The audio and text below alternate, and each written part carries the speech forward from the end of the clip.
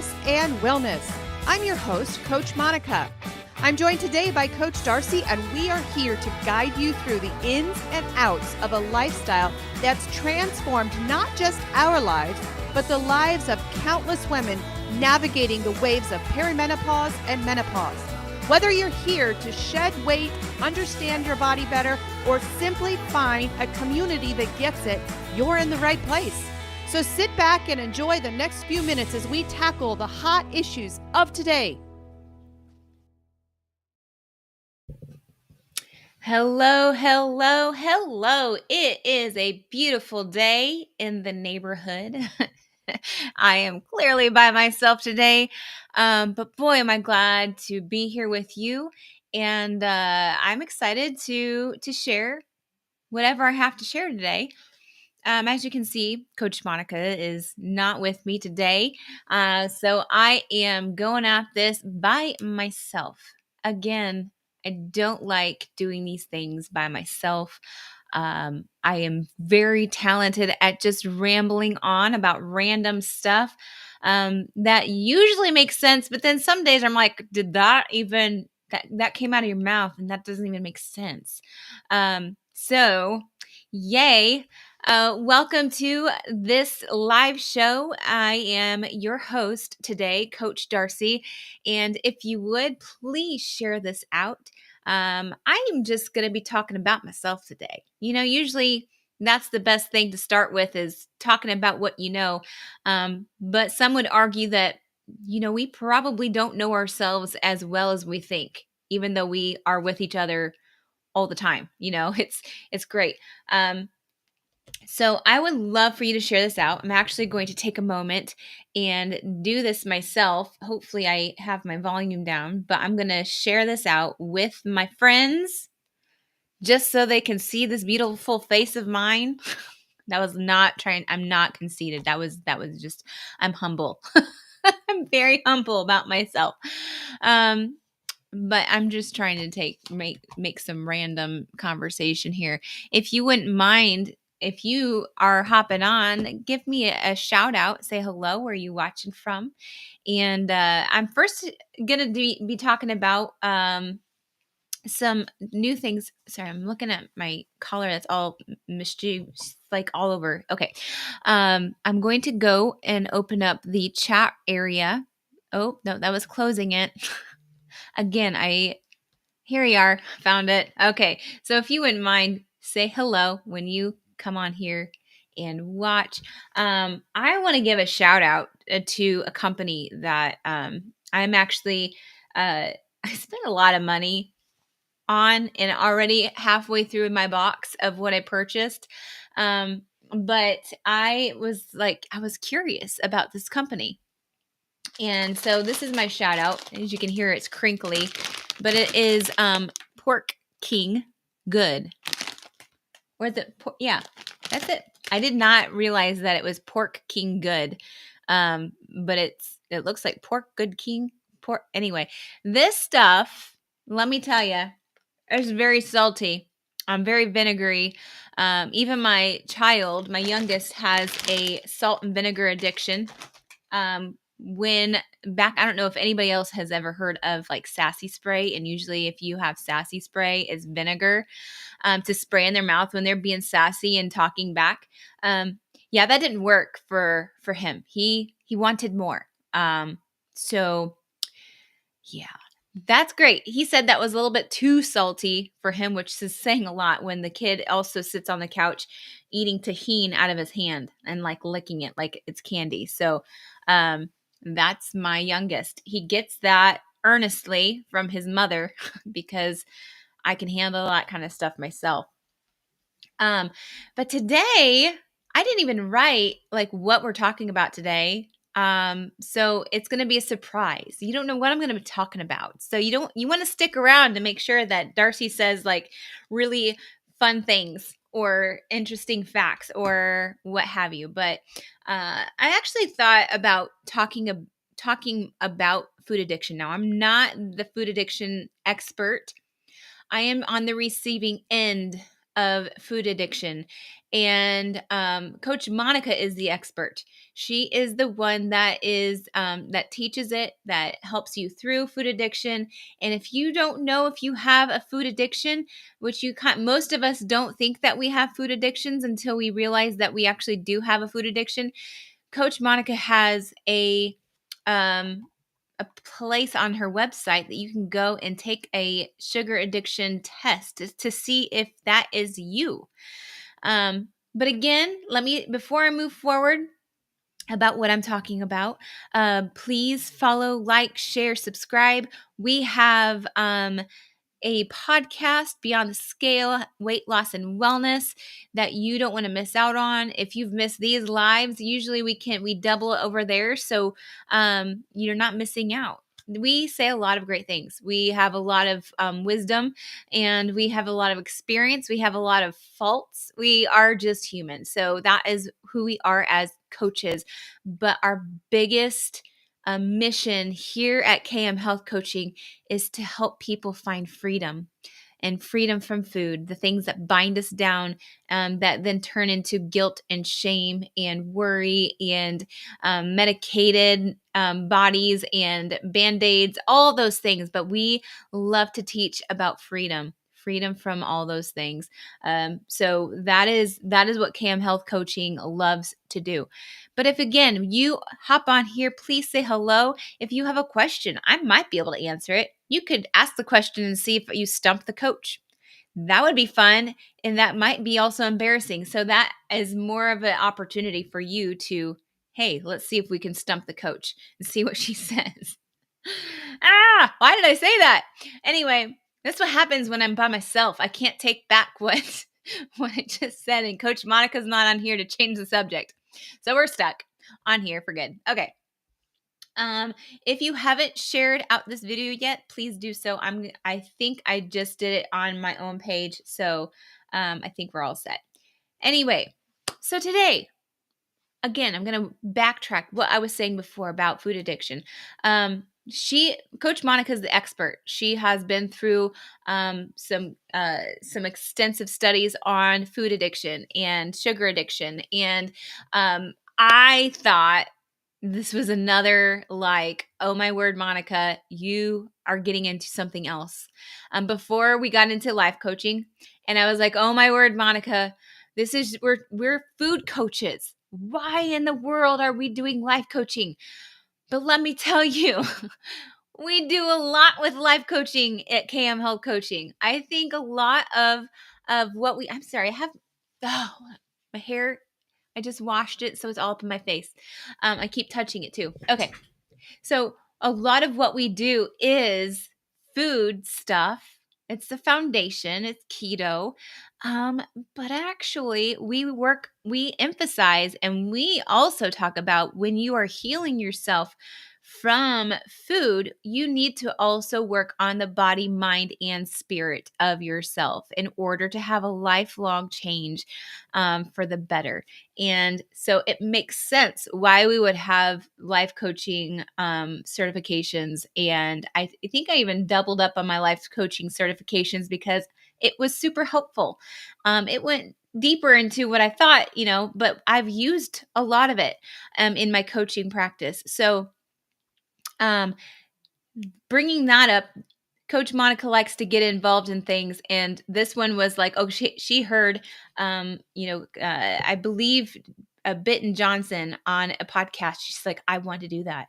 I want to do that. I'm going to study about food addiction, and not only food addiction, but sugar addiction, because she learned a lot about herself. And so usually as her co-assistant host slash coach slash sister that just does whatever her older sister says we should do, I was like, okay, well, you do that. You work hard at that. I'm going to continue coaching.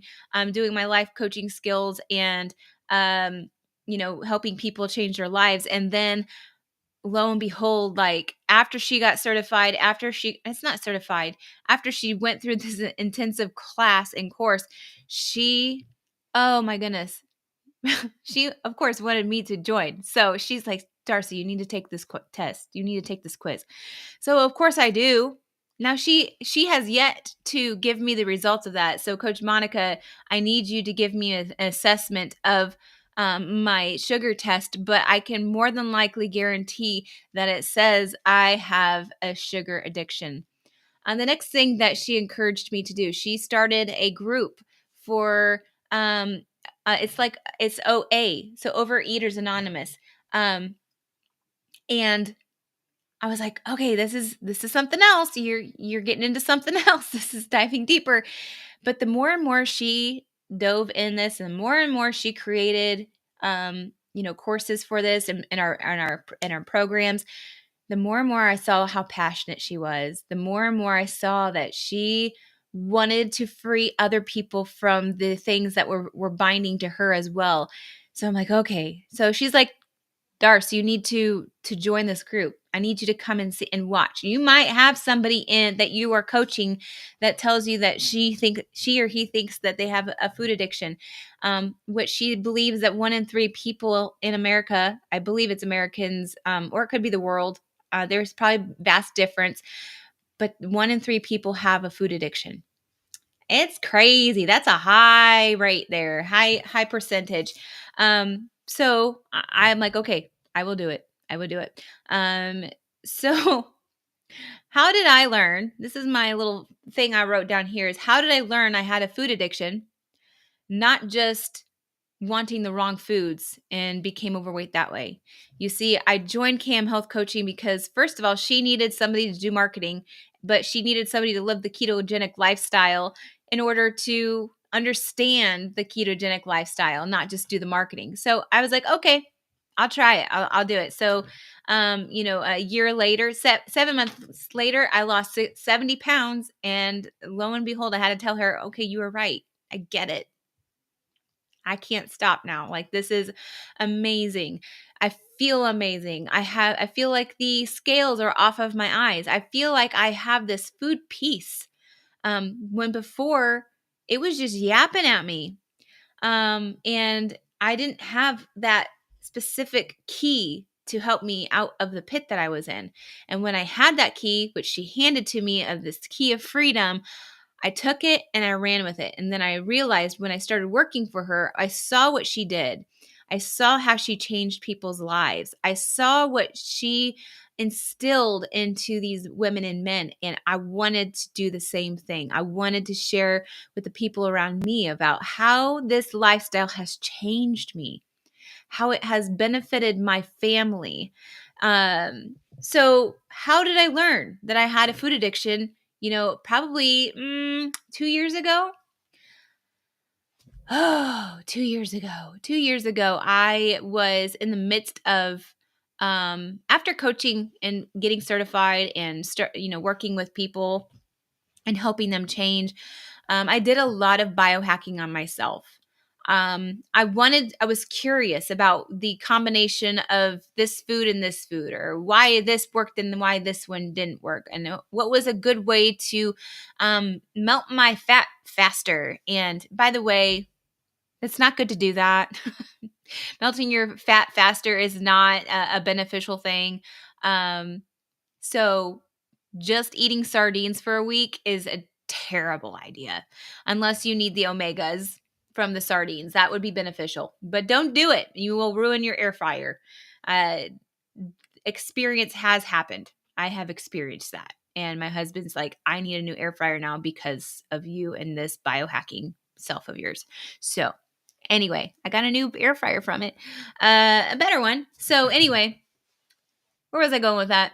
Oh, it was a season of I went keto and then I lost my weight and then I wanted to do better. And then I was biohacking on myself. Okay, what can make me feel even better? And there was things that worked and things that didn't work. Most of those didn't work. Basically, the foundation of keto is pretty fantastic. It doesn't necessarily need to be tweaked.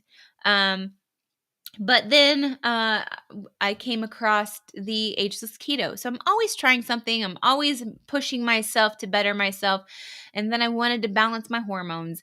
And that's where the ageless keto came in. And I learned, and I lived this lifestyle for about 2 years and fixed my hormones.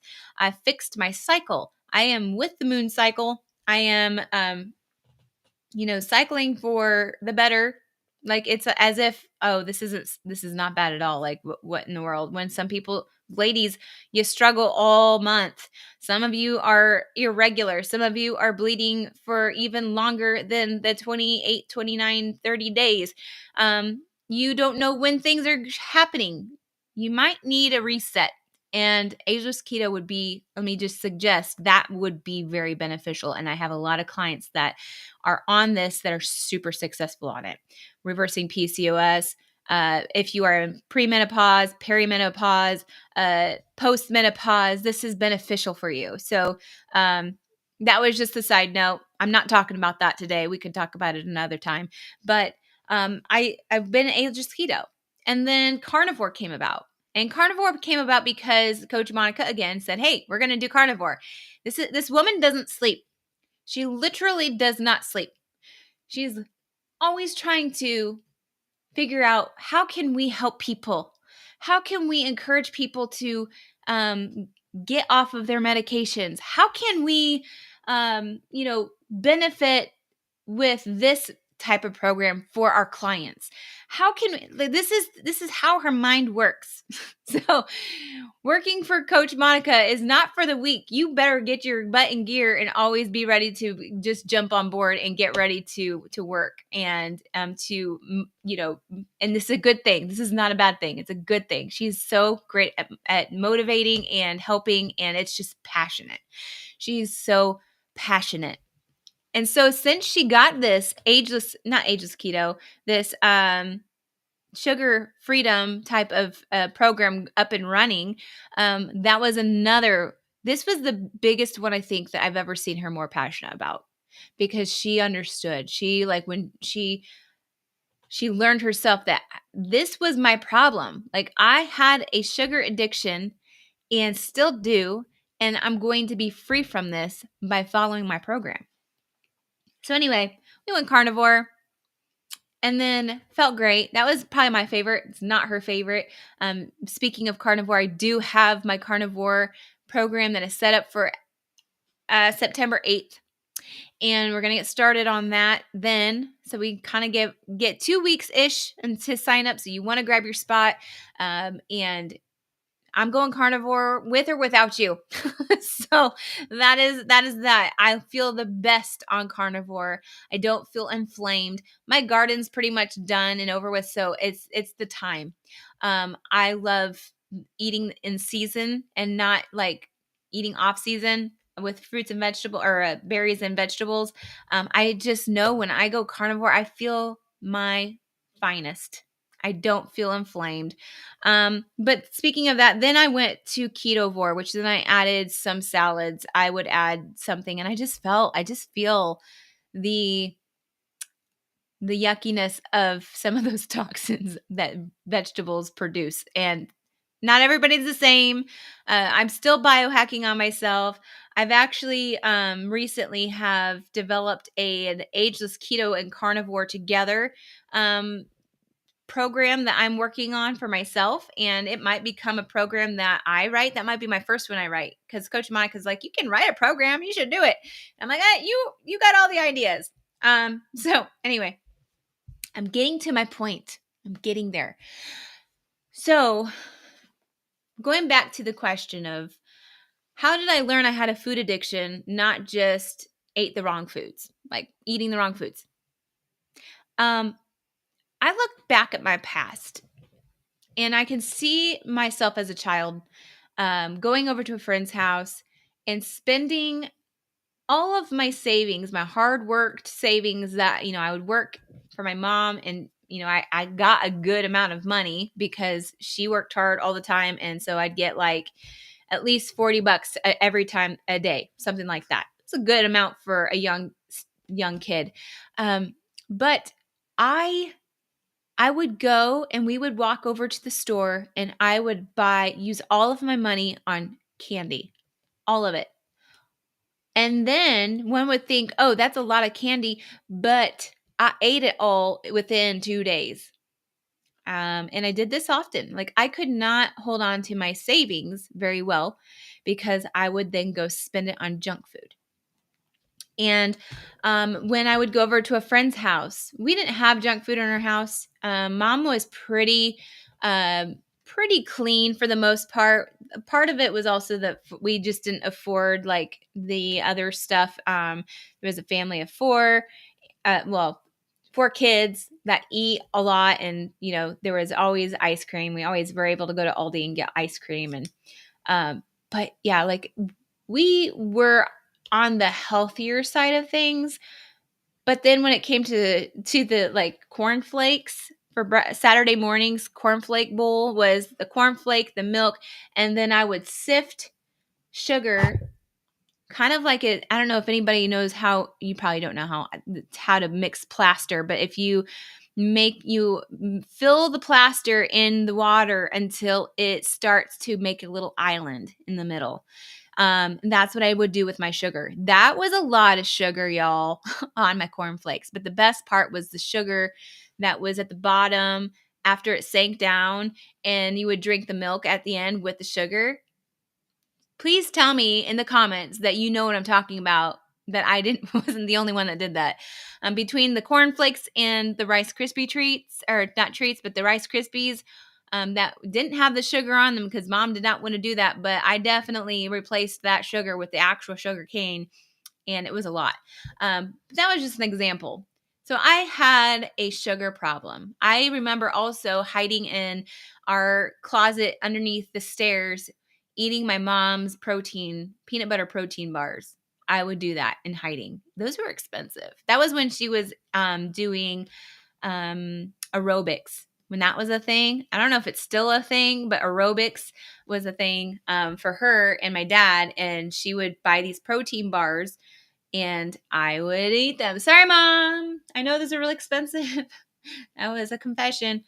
But anyway, I went through Coach Monica's program. So I learned that I had a food addiction when things were starting to relate to some of these questions that were asked. I would relate to some of the things in the situations that other people were going through. We do an Overeaters Anonymous book, and we go through and we answer questions. I think that's step 4. And as I was writing step 4, it said, read these questions and let me know and notate which ones stick out to you the most. And I learned that I thought that I had an lack of confidence problem, but it was more so trust issues. And when I was sad, or when I felt overwhelmed, when I felt like I abandoned, I didn't have anybody to go to. So I went to my sugar to make me feel good. I went to the coffee shop to get my sugary latte. Actually, my favorite was chocolate orange lattes. And they're delicious, but I wish they were sugar-free because I don't do those anymore. But I would go there by myself and feel better about myself for that little bit of a moment because I had trust issues. So I learned through the OA class, and it was like a disgusting feeling, like I don't want to be here. I don't want to have these feelings. I don't like that. I am dependent on food for comfort. It was a terrible feeling, but in the same breath, it was like, oh, that makes sense. I get it. I understand a little bit about why you are the way you are. I was saying that I would go to a friend's house to stay the weekend, and their family was not concerned about health. Their daughter was like uberly like a twig. So every like they would have on the weekends, they would have donuts or these coffee cakes or things like that she liked on, for the morning. That was available. That was like did not know that was a thing to do. And they had Pop-Tarts, they had these things that like these cinnamon donuts, things like that. And I, of course, ate them. I did not turn them down. And anytime there was an option, I would eat those because like we did not have them in the house. So I couldn't say no. Whereas for her, it's in the house all the time and she could be like, I don't want that. I don't want that. So there's just little snippets in my childhood and my growing up times that I can look back and see you depended a lot on sugar. You depended a lot on eating candy. You spent a lot of your money eating candy. And buying candy, not just eating it, but buying it and then eating it and then eating it and not savoring it. So I can see that. And this course of hers helped me realize all of this. Now, did it affect how I did the keto the first time? No, I had a personality of like, I cold turkeyed it. I had my eye on the prize. I was determined to get this fat off of me because I remember standing in my bathroom in my old house and looking in the mirror. That's not even a full length mirror. It was a little mirror. And I'm like, if only I could just start over. If only I could just get this lasered off right here. If there was like a machine, I pictured a machine that just kind of shaped you and lasered all the fat off and made you back to, when you were a teenager and had no babies yet. Or, if only I could do that. And that might sound innocent, but in the same breath, that showed I had huge insecurities. I didn't like the body that I had created because I was so dependent on sugar. Now, about that same time, I was going through issues with depression. I had 2 kids at the time, still babies.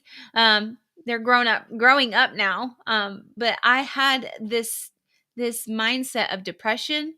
I was very prideful in the fact that I thought Mark didn't want me because I was overweight. So there was a lot of insecurities in my relationship, in my marriage. Also jealousy. If he were to he works with women. And I had this jealousy that he was going to go and find himself a new one that he liked better, which he would never do. He's a good man. But I would put these assumptions in my mind about it. So not only was I battling with insecurities about my body, but I was wanting to laser it off. I was dealing with depression. I was super moody. Who knew what kind of Darcy you were going to get for that day? And easily overwhelmed. And I would replace a lot of I would be putting masks on, and not a literal mask, but through makeup. I'd spend a lot of money on makeup, trying to make myself look beautiful and feel beautiful. I'd use materials to try to make myself feel better. But yet at the end of the day, when I put the boys to bed, I would find their candy. I'd find my candy stash, and I'd be sitting and binging, eating candy or whatever dessert maybe I made or anything like that at the end of the day. And so when I went keto, I was like, I'm done with all this. I'm focused. I'm going to change my life. I'm going to do this. And I did. I lost 70 pounds. I've kept it off. Now, I bring all this up of I had to come to the conclusion that yes, I may be healing my body, but I also needed to work on the mind. I needed to figure out the root reason of why I gained weight, why I was so dependent on food, why I did A, B, and C. And that helped me understand what the root reason of why I had this thing called a food addiction. Anytime I was sad, anytime I was discouraged, anytime I had misunderstandings, anytime that I was lost, anytime that I needed answers, I was turning to food. That was my first go-to. Anytime I was wanting to reward myself for doing so well during that week of eating better, I would turn to food. I would reward myself on girls' night when we had trivia. I would eat whatever I wanted. Still, the inside of my mind was, we were struggling. I was struggling. I looked like I was happy. I looked like I was proud of myself. I looked like I was confident, but I wasn't. I was so unhealthy, and I turned to food for that. And if you want to look at it in a believer's position of what I made food as, I made food as my idol. I idolized food. It was the thing I sought first when I was struggling. It was the thing I went to first when I was sad. It was the thing I went to first when I wanted to celebrate. So that became my idol in my life. So getting rid of the things that I was putting in front of myself as an idol, I had to get rid of. And that's essentially what food addiction, Overeaters Anonymous does. You have to acknowledge that you have a problem. Until you're able to acknowledge that you have a problem, you're going to be still struggling. You're going to wonder, why can't I change? Why can't I lose this weight? Why can't I, fill in the blank of how you're feeling about yourself? You are never going to change until you acknowledge that you have an issue, and you have to get rid of the thing that's keeping you where you're at. You have to get rid of that food, the habits, the traditions that are causing you to stay where you're at. And if that's unhealthiness, that's brokenness, that's sorrow, that is anger, that is depression, that is mental or not having clarity in your mind, like all of those things, you cannot move forward until you're ready to say, yeah, this is the reason, this is the cause of why I cannot be healthy. You've got to want to change. I wrote this quote. It's easy to get clean, but it's challenging to stay clean. It's easy to get clean. So any diet, think of all the diets that you've done. It's easy to get there. It's easy to lose 10, 20 pounds. But it's challenging to stay with that weight off and not go back. You have got to have that you have to acknowledge the fact that these foods are possibly causing you the issue of why you can't keep this weight off, why you can't be happy, why you can't be healthy. This is another thing I wrote down. We can turn to anything we turn to first as a coping mechanism, or better yet, an idol. So we can turn to anything and turn it into an idol. It doesn't have to just be food. It could be gambling. It could be gossip. It could be feeling sorry for ourselves, self-pity. You can turn anything into an idol when you're putting it before yourself, before God or your higher power.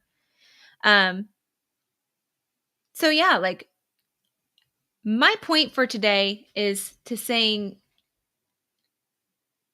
Overeaters Anonymous or our Sugar Freedom program changed me in a lot of ways, to see that the food that I eat, even in the keto world, in the carnivore world, it can turn into something that I lean on and can't just have one of. It is something that is potentially a downfall if I let it.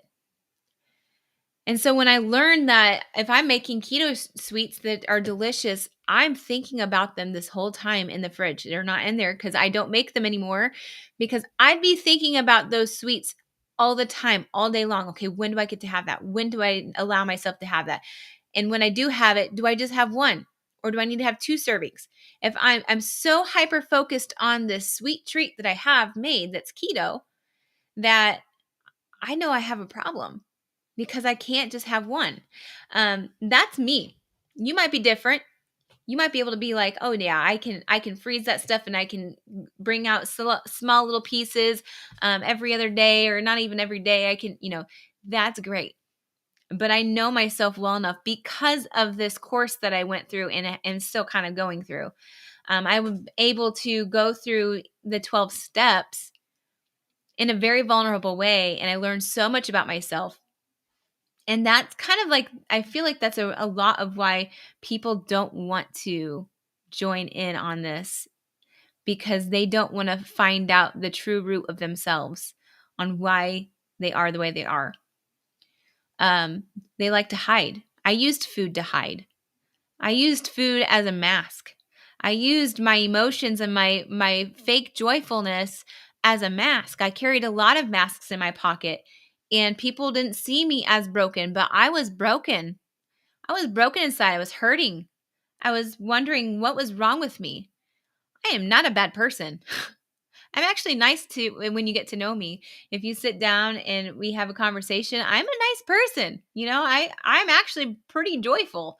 And I want to be that reflection and truly mean that reflection of joy. I want people to feel joyful when they're around me. But before, it was just a mask. And it was kind of an excuse to stay miserable, because misery likes company, and I liked, being miserable and woe was me, and I just have a terrible life, blah, blah, blah. That was me. I'm not saying that for everybody else. I'm talking purely about myself. But I had to be willing to give all of that up for that food piece, for that joy, for that understanding that food is fuel. It is not, for me, it is just fuel. And I enjoy it to just be fuel, because then I can focus on other things in my life that are more important. Like, my favorite is my youth ladies. The ladies at youth group, they're my favorite. I can instill my wisdom. I can pay attention to them. I can run laps around them because, I feel great and I have this energy, and, I'm not afraid to be youthful at the age that I'm at. But yeah, like I don't regret my journey in the past 6 years. I'm going on 6 years here on September 9th is when I said yes to changing my lifestyle. So those people out there saying, "Oh, your lifestyle is not sustainable. I could never do that." Well, you might not be able to do that because you're not acknowledging you have a problem, and that America's trying to poison us with their food system. That's another topic for another day. But I had to admit it. I had to admit that I had a problem, and that I was mistreating food as a band-aid, for emotional band-aids. I was trading my food addiction for happiness. Think about that. I was trading my food addiction for happiness because I wasn't happy. I was happy for a split second when I was binging on candy, or binging on a pie, eating two slices of pie versus one, or even half a sheet of pie. Some people can eat a whole piece of pie, not a piece, whole pie, when they are in misery. And I don't like to feel misery. I like this joy that I'm feeling in my heart. So, um, all this to say is that KM Health Coaching, we represent a place with hope. That not with hope, but not only do we have hope, but we represent a company that wants to show people that there is hope. You don't have to be in misery. You don't have to be dependent on what everybody else is eating around you. Listen, all of these places I've been that provide food for you, like for like meetings, or provide breakfast for you, or, None of it's healthy. Let's bring donuts into the work today and allow our clients to know that we love them, but then give them a sugar rush and then they're going to crash later. That sounds like a dandy idea. There's so many places that don't understand the importance of why we do what we do. But I'm going off. I'm drifting away with what I was wanting to say. But there's hope. You can go against the grain. You don't have to go with the pack. You can go against the grain and change your life for the better and feel actual joy, not just a mask of joy. You can feel actual happiness without just having to wear a mask of happiness. You can have actual reality of what reality should be instead of just wearing a mask of pretending like this is reality. There's so many options out there of different food choices. We focus on whole foods. God created the foods. We focus on whole foods. No ultra processed foods. And a lot of those ultra processed foods are why we have a food addiction to begin with, because they scientifically, these scientists create food addictive materials and put them in our Doritos, in our Oreos, in the things that you can't just have one. They're feeding you junk, literal junk, or car engine oil. That's the other thing. That's disgusting. That's another topic for another day. Coach Monica says, and you're off track. This is where she comes in. Anyway, let me just tell you one last topic that I don't really talk about enough, but I love to. I was, as a youth leader, I'm not the actual pastor. I am just a life group leader for girls. They're in a senior year. I've had them since 7th grade. I've walked life with them in and out and up and downs, like all the things that teenagers go through. And it's a lot, by the way. So don't be afraid of teenagers. They just like to have a listening ear and somebody that sees them. But I had a moment of where, my higher power, my God, told me, like, hey, I think that you would be good in like youth ministry. And I laughed. I was like, this is before I was keto. I'm like, God, that's silly. I don't have time for that. Like I'm clearly overweight. I can't keep up with them. I had so many excuses in the book. And finally, when I lost those 70 pounds, it was funny because I was in a retreat and I clearly heard the Lord say, hey, you have no more excuses. You're at the bottom of the barrel, girl. It's time for you to join youth group. And so I was like, but God, I lost the weight because I wanted to feel good about myself, not to go and serve teenage girls, by the way. I don't have girls. I've got boys. Like, I don't know. What do you say to girls? So I had all the excuses in the book, and the bottom of the barrel was done. I had no more excuses because I felt good. I could run laps around those teenagers, and I had more energy than they could ever handle. They could tell you that to this day. Had I not lost that weight, had I kept having the excuses in front of me to continue eating the way I was eating, to live my life and with no change at all, I would not have gotten to know each individual girl and their amazingness. I would not have the memories of with my boys of being able to, taking boxing classes with them and playing baseball and keeping up with them and playing Nerf gun wars. I would not have these memories that I have now had I not changed my life. Had I not decided that this needs to change, Darce. And I'm sure I have some lovely stories about my marriage and the change that happened in my marriage for the better. because Mark also went keto with me and he lost 60 pounds. So we feel like we're on cloud 9, you know? But had I not said yes to changing my life, to rip the band-aids off, no more pretend band-aids trying to fix things. This is reality, and I'm finally gonna do it. I'm gonna do it. I'm gonna stay that way, and I'm gonna keep this off. It was not a hard say to keep it off because of how I felt.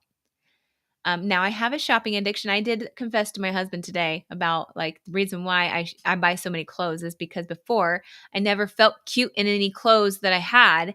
And now I get to buy clothes that I want to wear and feel cute in them. And that's a mental thing for myself. Nobody else needs to have that problem. Maybe you don't come at me. You can't take away my real legit feelings. You can't say, oh, you know, whatever that was. I don't know.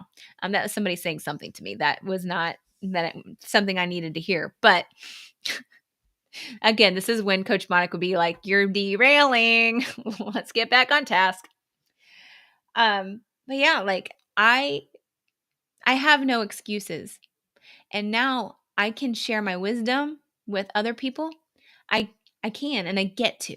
I get to. And I have so many amazing clients that have amazing stories that are super excited that are 100 pounds lost and kept it off and keeping it off and are going with more goals and more motivational things for their whole family. Like they're planting seeds, they are doing the things, they're trusting the process, they are getting their life back, they're reversing their ailments. That to me is the reason why I joined KM Health Coaching, and I had no idea that when I said yes to doing keto and Coach Monica's Keto Mom Coaching program for keto weight loss, I had no idea that I would be where I am today. I would never be able to see myself as somebody that somebody listens to lose weight and to change their metabolic health and to feel better about themselves and to also see themselves saying, I would have never seen myself doing this had it not been for this coaching program. I would have laughed at you if I saw myself doing what I'm doing today. I would have laughed at you. That is why I love this company. I love Coach Monica's work ethics. I love that she doesn't sleep at night because she is always thinking about how can I make this better? How can I get people to want this? How can I build a program that's affordable for everybody? How can I make another tool for somebody to be able to use to improve this health style journey? This is how this girl's brain works. And I am absolutely amazed by it, inspired by it.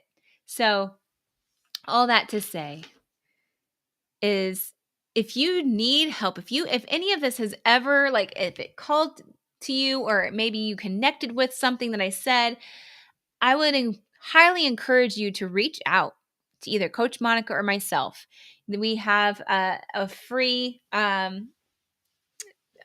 what do we have? We have a free consultation call that we can figure out, hey, what program is best for you? Is it just our essentials program? Or is it, I'm sorry, this is bothering me. Or is it our ageless keto program? Do you need to get your hormones in check? Whatever it is, like we have this free consultation call. If you just want to jump into an amazing program that's only $100, $99 for the month of coaching, join the Carnivore Challenge. You're going to learn a lot about yourself. I'm just saying, you're going to learn a lot about yourself. It's probably the best detox that you could probably do ever. Joining our program, like that is the time. Now's the time to sign up. Now's the time to start. April 8th or not April 8th. Where did that come from?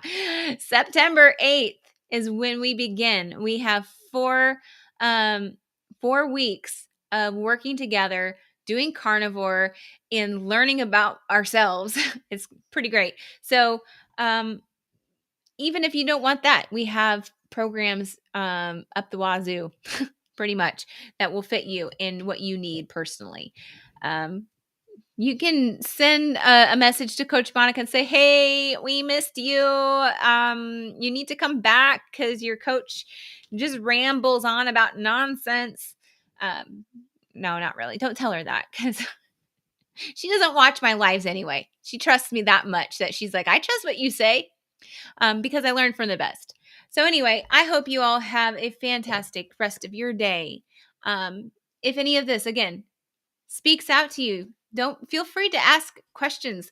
Feel free to leave a comment. Hopefully a nice one. Hopefully you're nice to me, because it would break my heart if you had terrible things to say about me and my story.